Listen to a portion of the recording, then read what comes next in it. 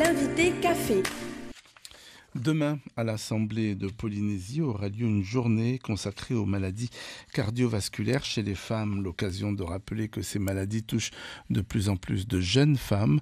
On en parle tout de suite avec Sandrine Hitchner, trésorière adjointe du club Sœurs Optimistes France-Tahiti, qui est notre invitée. Bonjour. Bonjour Ibrahim, bonjour les auditeurs.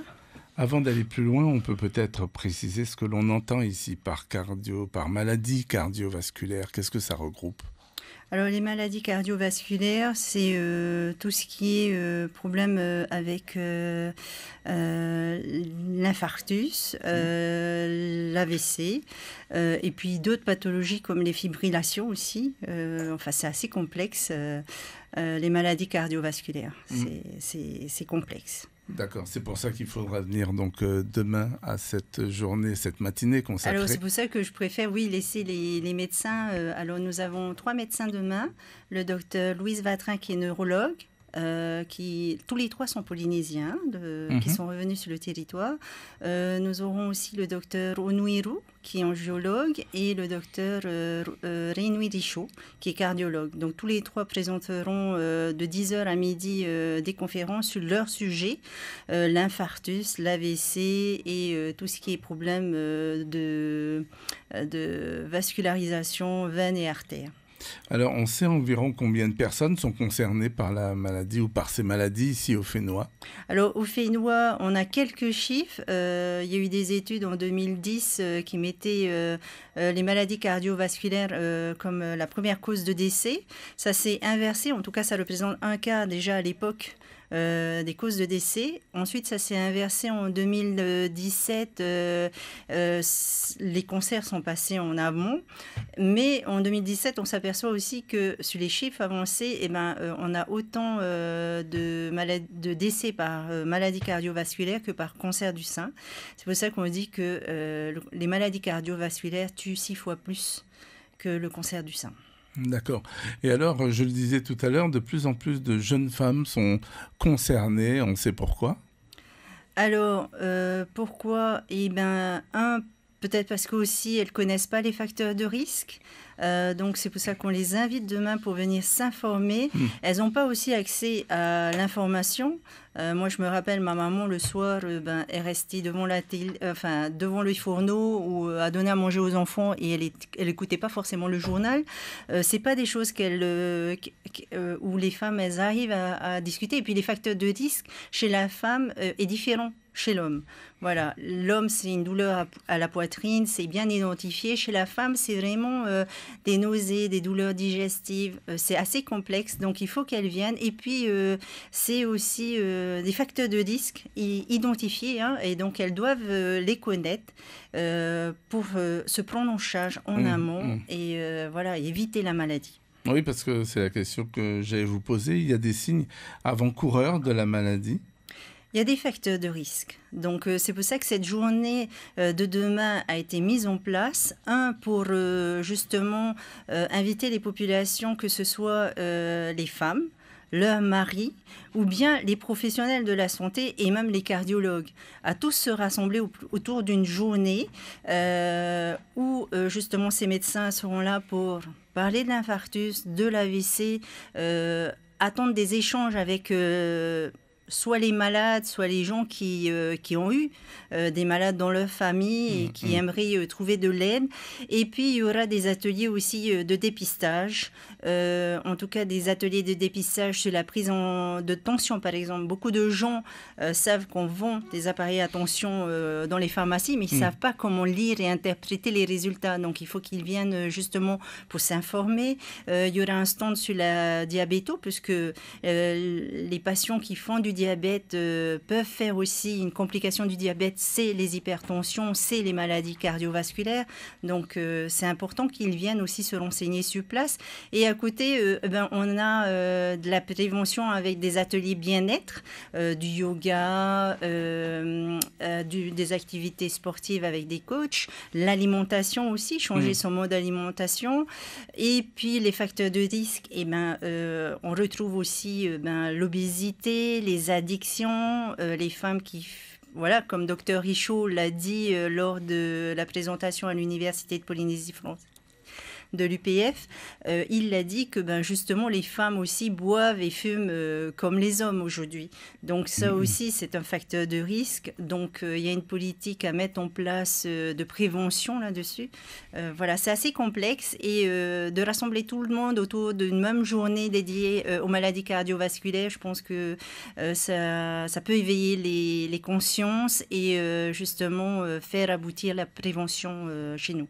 Les jeunes sont également concernés parce qu'à partir de quel âge on est touché par ce type de maladie? Alors, on peut être touché très jeune. Hein. Il y a des enfants qui naissent avec des cardiopathies. Il y a des, voilà, c'est vraiment jeune. Donc, les enfants aussi sont invités.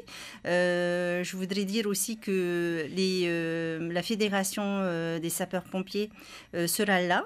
Donc, ils donneront une formation sur les gestes au premier secours parce que ça, c'est utile et ça sauve. Donc, comme Naja l'avait dit dans la semaine, Naja Chariar, qui est responsable, qui est coordonnatrice des actions santé dans le club Sort Optimiste, elle avait dit justement qu'au sein des écoles, aujourd'hui, on apprenait les gestes au premier secours, justement, et qu'une petite fille avait pu sauver sa mamie grâce à ça. Elle a appelé le 15, voilà.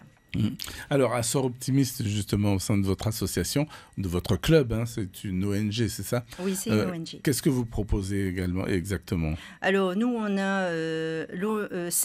en fait, c'est un club de femmes actives. Et en fait, on a cinq objectifs.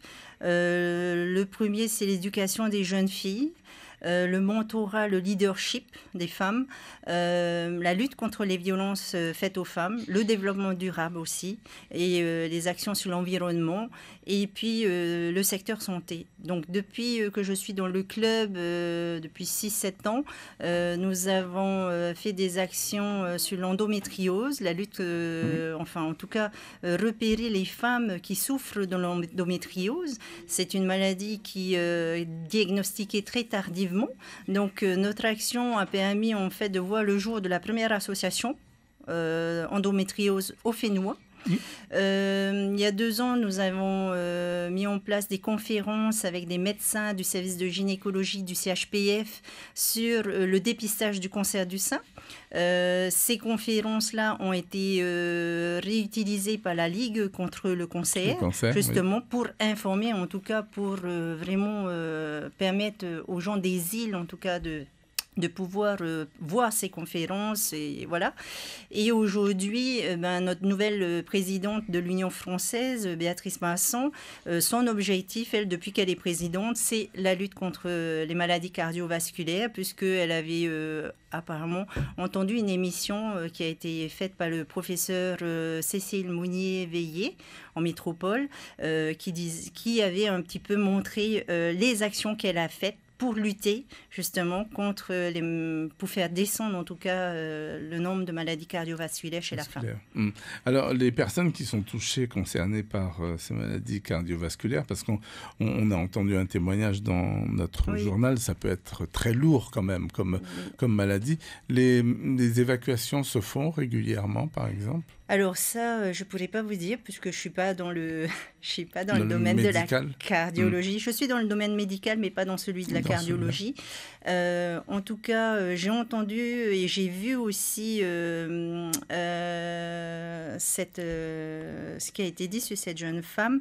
La journée de samedi, moi je pense qu'elle sera vraiment là pour rassembler tout le monde autour de ce problème et voir quelle est la...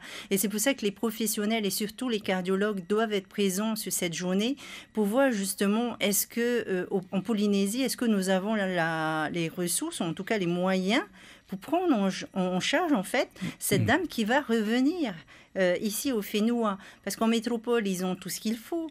Mais en Polynésie, là, je viens d'entendre sa sœur qui avait demandé justement une aide pour justement réaménager la maison. Parce que ça ne doit pas être évident d'être hémiplégique ou tétraplégique, d'être femme et de ne pas dépendre et puis de garder quand même une autonomie. C'est important. Voilà. Et donc, tout le monde doit être là. Je sais que la CPS sera là aussi samedi, la DSFE. C'est important qu'ils soient tous là justement pour voir quels moyens on doit mettre en place justement pour aider ces familles. Ces familles. Oui. Alors ces familles qui, quand elles reviennent, souhaitent en même temps rester en famille le plus près possible, pas forcément dans une chambre froide d'un hôpital. Ah, ça c'est clair, oui. Donc tout ça, dans tous les cas, vous allez en parler dans les détails, vous allez essayer d'aborder tous ces sujets-là demain. Alors non, on n'est pas allé jusque-là parce qu'en fait, notre action, elle a été mise en place depuis avril avec les premières conférences à l'université. Donc, on a eu 5 médecins qui ont fait la conférence. Le docteur Teanini Tematarotoa, qui fait partie aussi du club Sor Optimiste, qui l'avait animé. Nos 3 médecins, plus le docteur Laurent Bonamy, qui est gynécologue. Donc, les 3 on était partis sur une conférence. Et puis ensuite, on a pensé à cette journée de prévention. Voilà, et de rassemblement autour d'un même sujet. Et puis au mois de mai, on poursuit, on se dit, tiens, on va faire la marche pour ton cœur. Donc là, avec le bâton de pèlerin, Naja est allé dans chaque commune pour demander justement à chaque maire de s'engager sur ce problème-là, parce que c'est vraiment un problème de santé publique en Polynésie, et même chez nous, dans mon domaine qui est la grossesse. Voilà, donc il y aura une marche pour ton cœur dans les communes au mois de mai. Oui, parce que même les femmes enceintes sont concernées. Les femmes enceintes sont concernées. Comme je disais, l'INSERM, en regardant les chiffres de 2015 et de 2018, de plus en plus, la maladie cardiovasculaire reste la première cause de décès chez la femme enceinte jusqu'à 42 jours, même si le suicide est arrivé depuis 2018 parmi les premières causes de décès aussi chez la femme enceinte. D'accord. Et donc, toutes ces informations, ces renseignements, ces conseils, on pourra les retrouver demain à l'Assemblée de Polynésie. Oui, voilà. Donc, c'est pour ça que je suis chez vous. J'espère que beaucoup de monde, et j'espère que vous serez là aussi pour faire voilà. J'espère que vous serez là. Il n'y a pas de raison. Merci. Donc, en tout cas, ça sera de 7h à 19h. Oui. Et on invite aussi les gens à venir. Et puis, il y aura un quiz santé. Et on remercie aussi notre partenaire, surtout French Bee, qui nous a offert un billet d'avion qui sera à gagner. Merci beaucoup, en tous les cas, Sandrine Etchner, d'être venue nous parler donc, de vos activités et puis donc de cette journée consacrée demain à l'Assemblée aux maladies cardiovasculaires chez les femmes. Merci encore. Merci. L'invité café.